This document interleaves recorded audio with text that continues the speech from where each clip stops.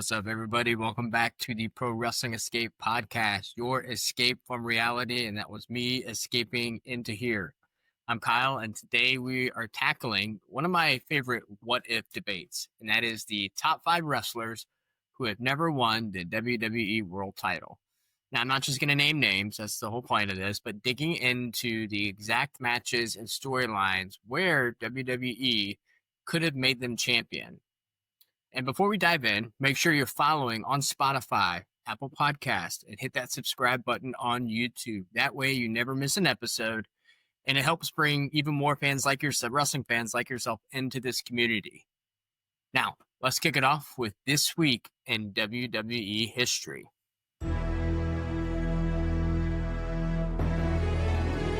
September 8th, 2006. On SmackDown, William Regal challenged King Booker for the World Heavyweight Championship. It kind of looked like Regal's big chance here, but thanks to Finlay's shillelagh, the match ended in heartbreak. William Regal never really got his run as world champ. It set the stage perfectly for today's discussion. All-time greats who never held the top prize. I know there are many lists out there, and some of these names are on those lists, some of these names are not. What I tried to do was try to get a couple of wrestlers from different eras. The first wrestler on my list who never held that top prize, the WWE title, Roddy Piper. Is considered the golden era, mid-80s, 84 to 87. One of the greatest talkers on the mic ever. I mean, the personality, the excitement explosion, and just the psychoticness of his character drew a lot of people in. I really think he was instrumental in defining the rock and wrestling era. And we all remember when he main evented WrestleMania 1 in 85 with Mr. Wonderful, and they went up against Hulk Hogan and, of course, Mr. T. But he never won the WWF Championship. Now, where they could have missed it, this is the what-if segment that I enjoy, kind of changing history a little bit to see what the outcome would have been.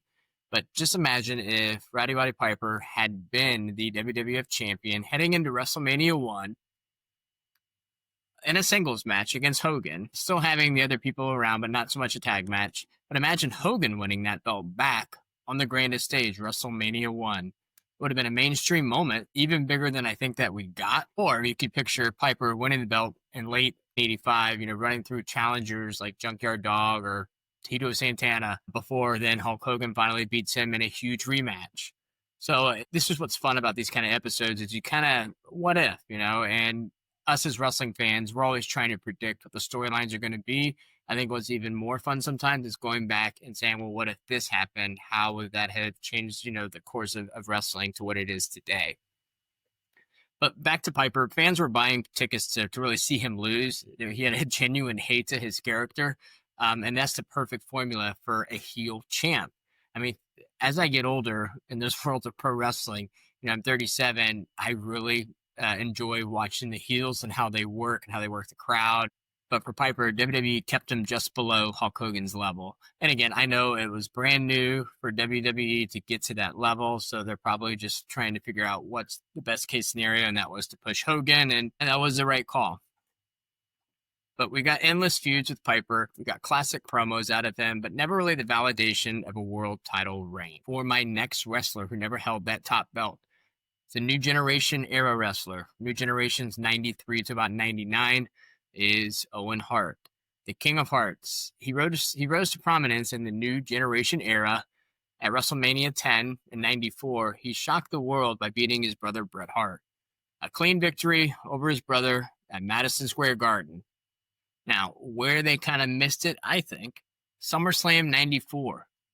Bret Hart versus Owen Hart steel cage. It was the perfect opportunity for Owen to walk out WWF champion at the time. With Bret chasing him into Survivor Series, would have been really an emotional, money-drawing feud. I mean, even later in 97, he had that little run, a Nation of Domination. In the beginning, it kind of felt like a weird fit, but it worked, and that shows you how good Owen Hart was. He could have stepped into Bret's role after the Montreal Screwjob. I mean, with Shawn Michaels and DX running wild, just imagine Owen as the defiant babyface champion taking the fight to DX. The fans overall respected him. He could deliver in the ring. We all know that. And he was actually pretty solid on the mic. And that Hart family bloodline always gave him depth. But WWE never really elevated him past that mid-card level. And of course, tragically, we'll never know how high his ceiling really was. I will never forget watching the pay-per-view Over the Edge. I was young at the time, obviously, watching it with my dad. And as a kid, I think at that time I knew it was scripted. Obviously, still watched it. But, when somebody comes on the TV, if something that you watch like a TV show of yours breaks character and say, Owen Hart tragically passed away, you kind of are like, wait, what? And then as the night went on, just like the mood was just as somber and the show went on. And I remember being pretty emotional as a kid. And that was a tough one. So Owen Hart, definitely on my list. The next wrestler, one of my all-time favorites. Love his character in WWF. Enjoyed it in WCW, but specifically this WWF character, Razor Ramon. This is New Generation, right before the Attitude Era really took off, before he left for WCW, so 92 to 96-ish. The bad guy. The coolest character, I think, of the new generation. Debuted in 92, just oozing machismo, right? 4-time Intercontinental Champion, and really the star of one of WWE's first truly iconic matches, the ladder match with Shawn Michaels, and at WrestleMania 10. Now, where I think they kind of missed it, 94-95 was while Diesel, also known as Kevin Nash, is WWF champion. Razor was by far more popular than Big Daddy Cool at that point. You talk about big pops, Razor got that pop. He had the charisma, crowd connection, and just the credibility. And just him walking out down that entrance ramp, talk about aura, that guy had it. He could have carried the belt, even if it was just a transitional champion. Just imagine Razor winning the WWF title, the 95 Rumble. And then he can drop it back to Diesel at WrestleMania, kind of that back and forth, which I think today's world, they need to do more of that instead of these 6-month-long, year-long title reigns. It kind of just, it's not predictable. It's more of in a sense like, all right, we have to wait for next season to see what happens, kind of like on a TV show, but with no cliffhanger. But fans would have eaten up Razor as the WWF title holder. Instead, he kind of stayed at the Intercontinental title level. Maybe that was part of the reason he jumped ship to WCW, but the rest after that was NWO history. From there, he became a household name in wrestling, but never as a WWE World Champion once he came back to WWE with NWO. Rest in peace, Scott. The next wrestler on my list, this is number 4, and I'm not going in any order because they're from different eras, and for me, I can't put that in order. Some people can. I just can't. It's not fair. Wrestling was different in each one of these eras. Some are more athletic. Some are better with their storytelling. It's really hard to kind of put that all up into an equation, spit out a number. I'm not that smart, so I'm just giving you just my top 5. And I know you're like, oh, who should be number 1? I'll give you who I think my number 1 would be at the end of my list. So the 4th wrestler on my list is from the PG era, kind of bleeding into the modern era of WWE, and that is Cesaro, the Swiss Superman. So he debuted in 2012 during the PG era, and he is one of the smoothest in-ring workers I think of, the last spanning 2 decades. You got the uppercut machine, of course, the Cesaro swing, the crowd favorite, and just the pound-for-pound strength. You kind of hear that a lot, sometimes too much. This guy is the definition of pound-for-pound strength. Fans loved him. Where I think they kind of dropped I don't want to say drop off, where I think they could have done a what if, like this might have helped catapult him into that next level. It was right after WrestleMania 30. Remember WrestleMania 30 in 2014? He won the first ever Andre the Giant Battle Royal, and the last person, he slammed the Big Show over the top rope. Crowd exploded. At that point, it should have launched him into a WWE title, potentially against Daniel Bryan or John Cena at the time. And the very next night on Raw, if you remember, I had to go back and do some digging, Cesaro announced that he was a Paul Heyman guy. And on paper, That looked like a strap of rockets to his back. You're shooting him up to the moon. But Heyman spent most of the time when he had the mic bragging about Brock Lesnar, ending the Undertaker's streak, and not really getting behind Cesaro and building him. Not to say it's Paul's fault, because Paul is a god on the mic, but I think that's where they kind of could have made a little bit of adjustment to really push Cesaro. And then I think another missed chance was in 2016 with Cesaro, the brand split. SmackDown needed a strong babyface at the time. I thought Cesaro would have been the perfect fit, but they went with AJ Styles. Not a wrong answer. That could have been a spot where they could have plugged him in.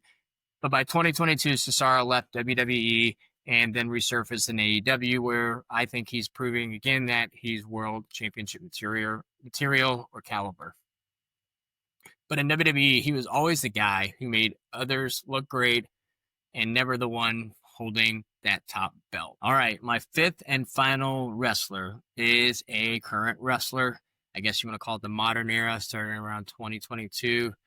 It's going off of what I've been told or what I've seen about these eras and their names and their years. But the last wrestler on my list, LA Knight, yeah. Breakout star of this era. 2022 through today, the crowd's still fully behind him. You got the catchphrases, you got the charisma. In-ring work's pretty solid. Every arena chants his name. But as of now, today, still no world title. I think he's going to get it. It's a matter of time. But right now, he's on my list because I'm kind of thinking me putting him on this list will speak it into existence because I have Triple H's cell phone number. No, I don't. Even if I did, he wouldn't answer. But I think LA Knight has it. And where I think the moments they've missed, a lot of missed moments if you want LA Knight to have that title. One that stands out to me is Money in the Bank 2023. Clear favorite. Fans were ready. Most had picked him. And if he won, it could have been the most organic push, I think, since Daniel Bryan in 2014. But they went with Damian Priest instead, who is not a wrong choice. I really like Damian Priest as a wrestler, as a character. But that could have been a moment where they could have switched and gone to LA Knight. And then Royal Rumble 2024, I think it's another missed chance where he could have won, even if just making him in the final two with Cody. That would have really, I think, elevated him. But the big question remains, will LA Knight end up like Piper, a megastar without the belt, or will WWE finally give him the moment before it's too late and he goes elsewhere? I don't know. Time will tell, of course. Let's say in 2-3 years from now, if I'm still trying to promote this podcast, I might not. And if I don't, I'm okay with it because it means LA Knight did eventually get a title. Or somebody will find it online randomly 2-3 years later and just talk crap about it, say, "Oh, you're wrong," and then I'll just screenshot the date this aired, and there's that. All right, those are my top 5. If I had to pick a number 1 out of that list, now remember that's LA Knight, that was Cesaro, that was Owen Hart, Razor Ramon, and Roddy Piper. I think if I had to pick number 1 out of those 5 wrestlers, it's got to go Piper. It had to be Piper. In that era, he had to have the title, hands down. Number 2, probably Razor. Number 3, LA Knight. Number 4, Owen Hart. Number 5, Cesaro. So there, you got the top 5 out of me. Quit pressuring me. All right, now with the top 5, there are some honorable mentions that I do want to mention. And the first one that almost made the list was Umaga from the Ruthless Aggression era, 2006, 2009-ish. He was a dominant monster heel. In 2007, if he'd have beaten Cena at New Year's Revolution, he could have had a terrifyingly short reign, but he would have had a title reign. So he would have won maybe that night, then maybe the next night on Raw, or the next pay-per-view, Cena would have won it back. Transitional champ. We can let those happen. It's a thing. Next for the honorable mention is a wrestler that is on everybody's short list was Jake the Snake Roberts, golden era, mid-'80s to early 90s. The master of psychology and, of course, the DDT. But between 86 and 88, he was hot enough to carry that belt before eventually he could drop it to Hogan or Macho Man at that time. Another one on the list, Mr. Perfect, new generation-ish, early 90s, one of the greatest technicians ever in the ring. And the Perfect Plex, love that move. But at SummerSlam 91, remember he dropped the Intercontinental title to Bret Hart in a classic. But imagine if that same match was actually for the WWF title. It would have been the perfect passing of the torch moment. And I think would have cemented Mr. Perfect as a world champ before handing it off to Bret. Again, what if? I think he could have been the top guy. Before we wrap up, just a quick note on the segment Crowd Speaks. I love reading and reacting to your hot takes, but to make it a weekly segment, I need more of your voices in the mix. So send me your bold predictions, your spicy hot takes, or even your questions about WWE history or what my favorite, quote unquote, is. Drop them in the comments, DM me on Instagram at Pro Wrestling Escape, or reply on YouTube. The more you throw at me, the more often we can make Crowd Speaks happen consistently. So bring the heat. I want to hear what you think. Now, before we go, one quick favor. I'm going to do this every episode. If you are enjoying the Pro Wrestling Escape podcast, please hit follow on Spotify or Apple Podcasts and subscribe on YouTube. It might seem small, but these reviews and subscribes tell the platforms, hey, this show deserves to reach more fans. That helps this grow, gives me more of your takes, and we can dive even deeper into the wrestling that we all love. This is your Pro Wrestling Escape. I'm Kyle. Catch you next week.